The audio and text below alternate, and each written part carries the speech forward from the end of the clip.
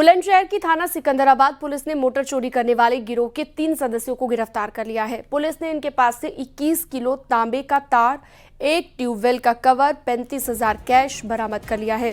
इसके अलावा कब्जे से 3 चाकू, बाइक और चोरी करने के उपकरण बरामद किए गए। पुलिस के मुताबिक शातिर दिन में रेकी किया करते थे और रात में चोरी की घटना को अंजाम दिया करते थे।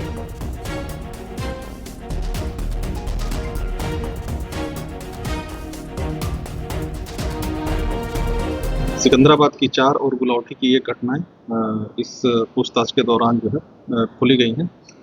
इनके द्वारा करीब पिछले 8 महीने में 100 से अधिक जो है नलकूप चोरी की घटना कारित की गई है, जो इस जनपद के गुलावटी, बीबी नगर, भगोता और सिकंदराबाद के अलावा मेरठ और हापुड़ से भी ये घटनाएं कारित की गई हैं।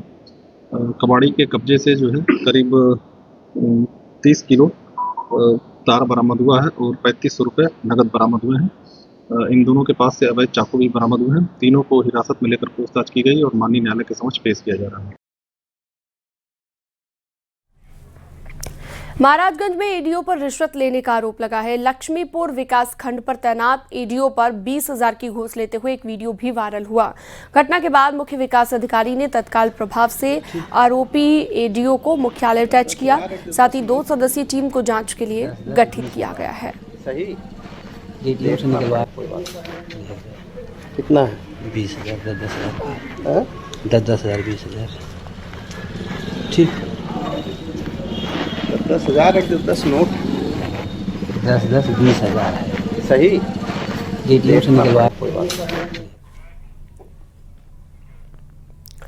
बढ़ते आगे, बलरामपुर में बुधवार से लापता इस शख्स के शव को राप्ती नदी के असनहरा घाट से बरामद किया गया। हालांकि पुलिस को उसकी बाइक पिपरा घाट पर बरामद हुई थी।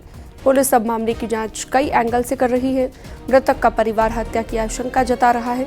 घटना गौरा चौराहा थाना क्षेत्र की बताई गई।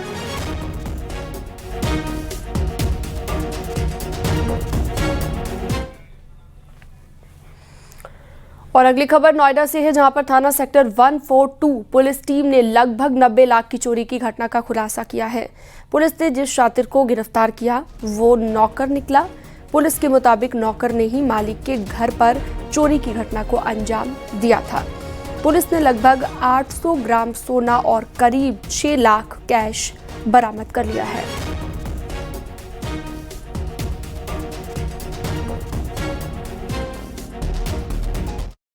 कुछ समय पहले थाना 142 क्षेत्र के अंतर्गत एक सेवक ने, एक नौकर ने अपने मकान मालिक के घर में चोरी करी थी और उस चोर को पकड़ा गया है। उसके पास से काफ़ी भारी मात्रा में रिकवरी हुई है। लगभग 800 ग्राम के आसपास के सोना रिकवर हुआ और लगभग 6.25 लाख रुपए कैश बरामद हुआ। 90 लाख के आसपास की पूरी रिकवरी हुई। रायबरेली में खिचड़ी खाने से एक परिवार में 5 लोग बीमार हो गए। आनन फानन में सभी को सीएचसी ले जाया गया, जहां पर डॉक्टरों ने एक महिला को मृत घोषित कर दिया। मामले की जानकारी मिलते ही सीएमओ ने स्वास्थ्य टीम मौके के लिए रवाना की। ये घटना जगतपुर थाना इलाके की है। शाम को डॉक्टर ने बोला कि खिचड़ी बनेगी, ठीक, हल्का सा जी। तो उसके बाद खिचड़ी बनने के बाद सब लोगों ने खिचड़ी खाई जी। और खिचड़ी खाने के बाद सब लोग उल्टी, दस्त और गिरने लगे। ठीक जी जी। उसके बाद फिर इनको जगतपुर ले गया जी। उसके बाद उन्होंने रेफर कर दिया रायबरेली के लिए। जी, वहाँ पर जो है कि एडमिट है। प्रयागराज में बारिश और बाढ़ के बाद अब संक्रामक बीमारियों का भी खतरा काफी हद तक बढ़ गया है। बाढ़ प्रभावित इलाकों में डेंगू और मलेरिया के मामले सामने आ रहे हैं। प्रयागराज में डेंगू के कुल 15 मामले रिपोर्ट हुए हैं, जबकि अप्रैल महीने में डेंगू पीड़ित एक मरीज की मौत भी हो गई थी।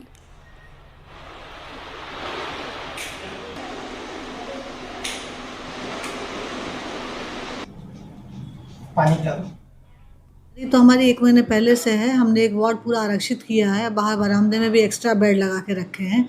सारों में मच्छरदानी भी लगाई है। जो डेडिकेटेड डेंगू वार्ड है वो ऊपर बना हुआ है और अभी खाली है। लेकिन हम लोगों के जितने भी मेडिसिन के वार्ड हैं, जैसे कि आगे न्यू ब्लॉक है, यहाँ पर सरस्वती वार्ड है, जितने भी फीवर के पेशेंट आ रहे हैं सारे बेड पे हम लोगों ने मच्छरदानी लगा के रखी है, क्योंकि वो जब तक टेस्ट होकर नेगेटिव नहीं आते तब तक ये डर रहता है कि कहीं ये डेंगू का पेशेंट तो नहीं है और बाकी मरीज उससे बचे रहें। इसीलिए हम लोगों ने जनरल मेडिसिन वार्ड में भी, इवन ट्रॉमा में भी मच्छरदानी लगा के रखी है। जो जिले के 3 प्रमुख बड़े अस्पताल हैं, बेली अस्पताल, कालविन और डफरिन में 25-25 बेड, इसके अलावा मेडिकल कॉलेज के एहसानंद अस्पताल में अतिरिक्त बेड लगाए गए हैं। आप देख सकते हैं इस वक्त हम बेली अस्पताल में हैं, यहाँ पर डेंगू वार्ड बनाया गया है। डेंगू वार्ड में जो यहाँ पर बेड लगाए गए हैं, इनमें आप देख सकते हैं कि 10 बेड यहाँ पर आरक्षित किए गए हैं और बाहर भी 10 बेड हैं। और यहाँ पर जो ये बेड लगाए गए हैं उनमें मच्छरदानी लगाई गई है। यहाँ पर डेंगू के मरीजों को रखा जाएगा। हालांकि अभी यहाँ पर जो स्पेशल वार्ड डेंगू का बना है इसमें कोई मरीज भर्ती नहीं है। पिछले महीने 4 डेंगू के मरीज आए थे, सभी स्वस्थ होकर चले गए और इस महीने भी 2 मरीज यहाँ पर आए थे जो कि स्वस्थ होकर जा चुके हैं। सीएमओ के निर्देश पर लगातार जो कार्रवाई है वो की जा रही है। खासतौर पर district malaria officer AK Singh के मुताबिक 10 मलेरिया इंस्पेक्टर की नियुक्ति की गई है, 58 डोमेस्टिक ब्रीडर और 20 स्प्रे वर्कर, 8 सुपरवाइजर की तैनाती की गई है। पूरे प्रयागराज अगर शहर की बात करें तो शहर क्षेत्र में डेंगू का ज्यादा प्रभाव रहता है। पीलीभीत में शारदा नदी का बहाव लगातार तेज हो रहा है, जिसके चलते लोगों को कटान की समस्या से जूझना पड़ रहा है। किसानों की फसल पूरी तरह से पानी में समा चुकी है। ग्रामीणों में दहशत का माहौल देखा गया।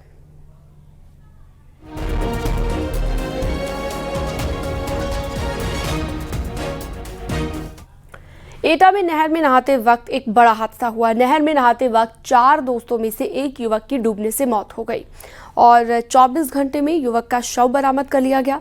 हालांकि 3 युवक किसी तरह नहर के किनारे तक पहुंच गए।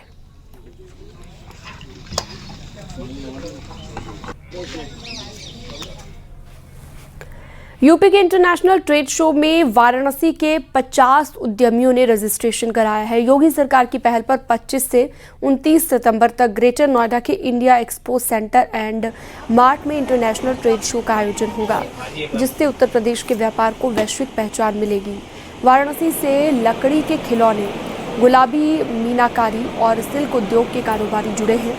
10 निर्यातक बनारसी सिल्क साड़ी और कालीन उद्योग से जुड़े हुए हैं।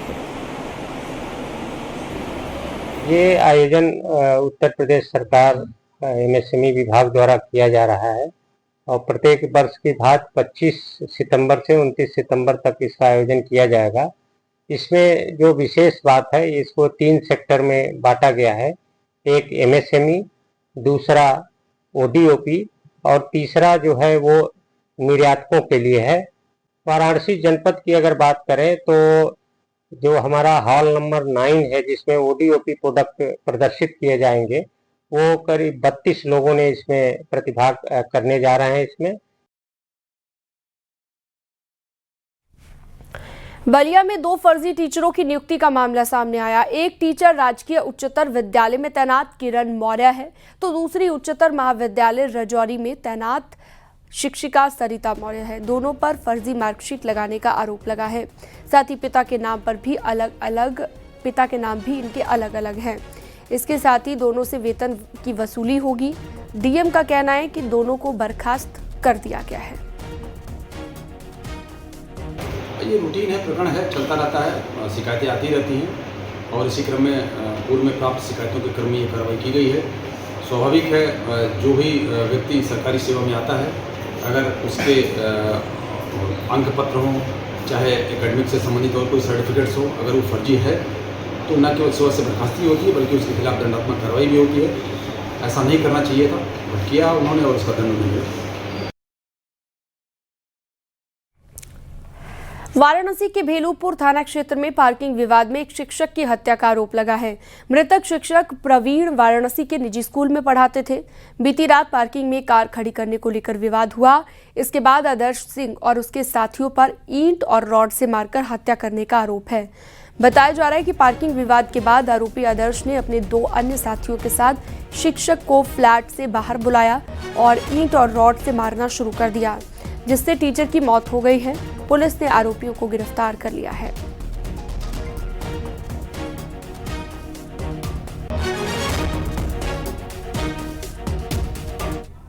और जो स्थानीय पुलिस टीम जिसका नेतृत्व एसीपी बेलीपुर साहब कर रहे थे, इन दोनों टीम को ये तत्परता की वजह से ये तीनों अभियुक्त जो घटना में संलिप्त तीनों अभियुक्त को सूचना प्राप्त हुई 3 घंटे के अंदर इनको गिरफ्तार करके जेल भेजा जा रहे हैं आज।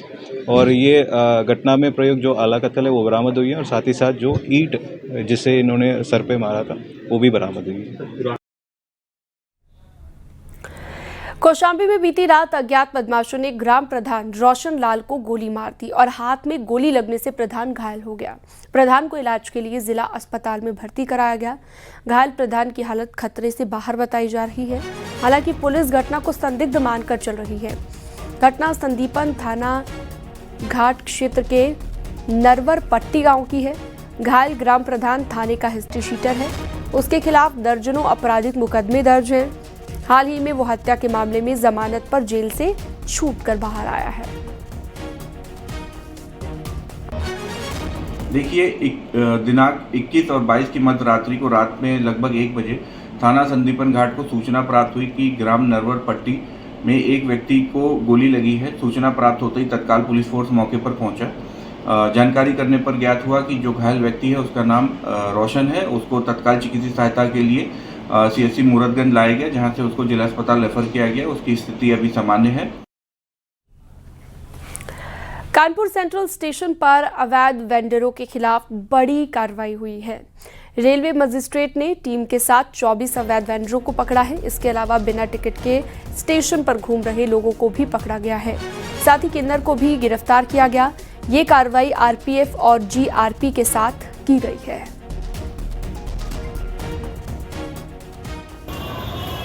रेल प्रशासन के राजस्व को हानि पहुंचाने वालों के खिलाफ पहली बार अभियान की शुरुआत हुई, जिसमें रेलवे के अधिकारियों के साथ RPF और GRP के जवान भी मौजूद थे। जिसके बाद इस छापेमारी की कार्रवाई में उन लोगों के खिलाफ कार्रवाई हुई जो बिना टिकट की यात्रा कर रहे थे या अवैध वेंडर्स थे या वो किन्नर जो लोगों पर बेवजह प्रेशर बनाकर पैसा वसूलते थे। जिसके बाद से रेलवे स्टेशन पर हड़कंप मचा। इस वक्त आप देख सकते हैं कि स्टेशन पर भीड़ बिल्कुल नहीं है, वेंडर्स गायब हैं। और अगर रेल के अधिकारियों को माने कि छापेमारी की कार्रवाई अभी 1 सप्ताह तक लगातार जारी रहेगी और इस छापेमारी की कार्रवाई में जहां एक और 100 से ज़्यादा लोगों के खिलाफ कार्रवाई हुई, तो वहीं इस कार्रवाई में 80,000 की पेनल्टी भी 2 घंटे के अंदर वसूली गई। अब इस छापेमारी के बाद से वो लोग जो रेलवे की संपत्ति को अपनी संपत्ति समझते थे वो यहाँ से नदारद थे। मीडिया आशीष पांडे के साथ अमित गंजू, न्यूज़ 18 कानपुर। और अगली खबर है आगरा से। ताजमहल की शाही मस्जिद के इमाम सैयद सादिक अली को ASI से मात्र 15 रुपये प्रतिमाह की सैलरी मिलती है, लेकिन साल 2022 से 15 रुपये मिलने वाली तनख्वाह भी बंद है।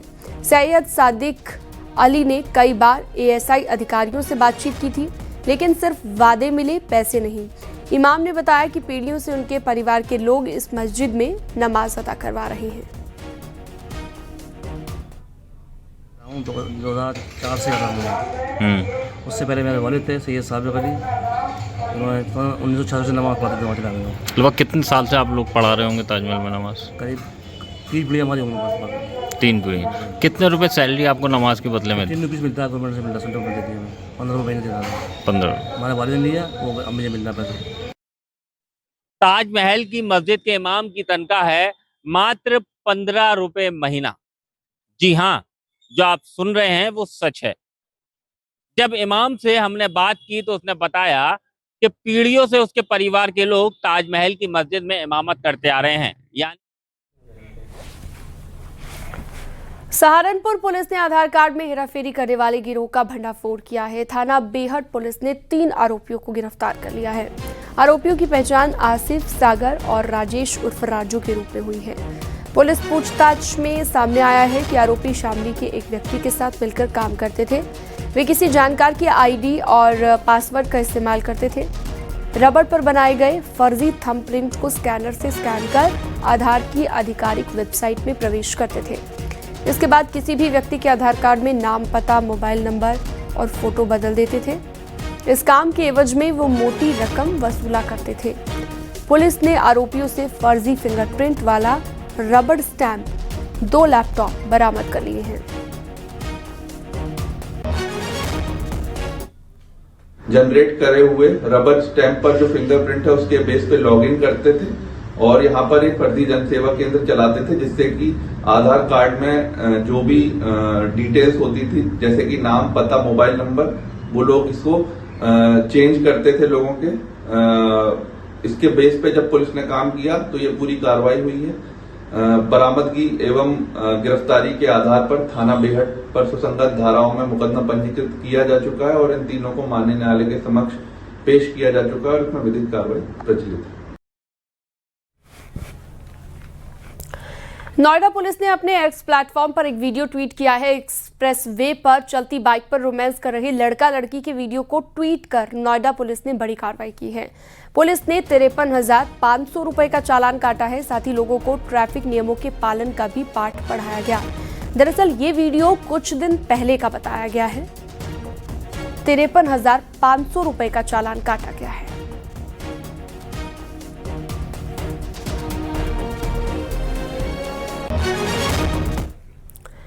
मथुरा के गांव फॉडर में एक नवविवाहिता की संदिग्ध हालत में मौत हो गई। बताया जा रहा है कि युवती की शादी 5 महीने पहले हुई थी। मृतका के परिजनों ने ससुराल पक्ष पर दहेज और हत्या का आरोप लगाया। परिजनों का कहना है कि शादी के बाद से ही मानसिक और शारीरिक रूप से प्रताड़ित उसे किया जा रहा था। घटना की जानकारी मिलते ही पुलिस मौके पर पहुंची। शव को पोस्टमार्टम के लिए भेजा गया।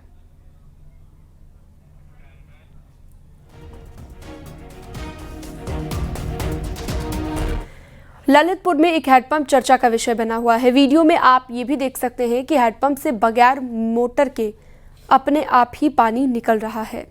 महरौली क्षेत्र के खितबांस गांव भारी बारिश के बाद इतना जलस्तर यहां पर बढ़ गया कि हैंडपंप को चलाने की जरूरत नहीं पड़ी, खुद ब खुद पानी बह रहा है। कैसे आ रहा है? तो रात में बारिश हुई इसलिए वोल्टेज बढ़ गया, पानी का और पानी फेंकने लगा।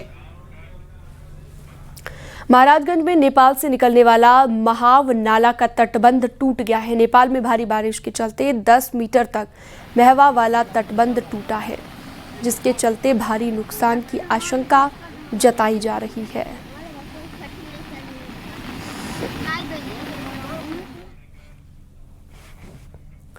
आगरा में यमुना नदी का जलस्तर लगातार बढ़ रहा है। हथिनी कुंड और गोकुल बैराज से पानी छोड़े जाने के बाद रौद्र रूप देखने को मिला, जिसे लेकर नगर निगम ने अपनी तैयारियां तेज कर दी हैं। बाढ़ग्रस्त क्षेत्रों के लोगों के लिए शेल्टर होम बनाए गए हैं। लोगों की सुविधा के लिए कंट्रोल रूम तैयार कर टोल फ्री नंबर भी जारी किया गया है।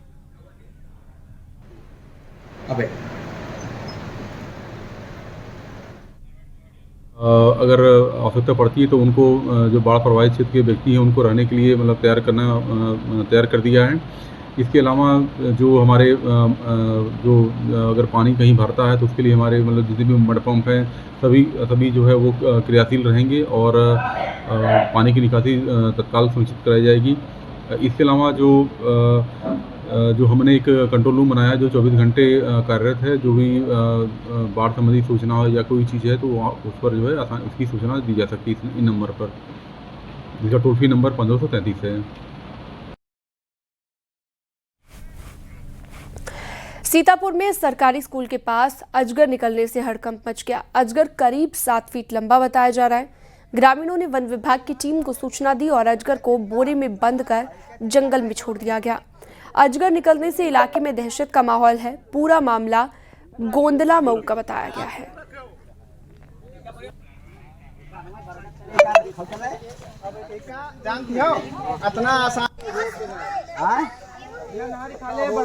सफेद चिट्ठा चिट्ठा कैसे होते हैं?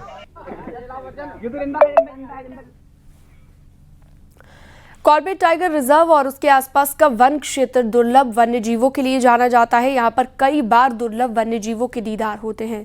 इस बार कोसी नदी में उद्बिलाव देखने से वन्य जीव प्रेमी खुश हैं। कोसी नदी में 5 साल बाद फिर ऑटर दिखाई दिए हैं। इस बार यहाँ पर 6 ऑटर एक साथ देखे गए, जिन्हें वाइल्ड लाइफ फोटोग्राफर दीप रजवार ने अपने कैमरे में कैद किया है।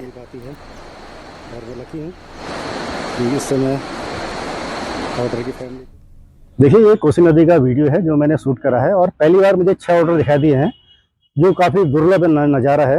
और ये मेरी दूसरी डॉक्यूमेंटेशन है। दूसरी बार मैंने इनको अपने कैमरे में कैद करा, वो जो कैद करा था वो 2020 में करा था। तो सोचिए कि 5 साल बाद मुझे दोबारा ऑर्डर देखे हैं, जो काफ़ी खुशी खबर है। हाँ, रामगढ़ रिवर में जो कॉर्बेट के अंदर बहती है उसमें तो जो ऑटर हैं वहाँ अच्छी संख्या पाए जाते हैं और उनको देखना काफ़ी आसान होता है, बट कोसी नदी में बहुत दुर्लभ है। तो जो अभी एक जो सामने आया है, हमारे पास एक वीडियो आया है जिसमें कोसी में बहुत अच्छी संख्या में ऑटर्स को देखा जा रहा है। 6-7 ऑटर एक साथ, एक फैमिली पूरी है वो कोसी नदी में है। तो ये बहुत सुखद संकेत है। ये भी दिखाता है कि कोसी की जो हेल्थ है, जो उसका स्वास्थ्य है वो बहुत अच्छा है और हमारे लिए, पूरे क्षेत्र के लिए ये बहुत ही एक सकारात्मक खबर है।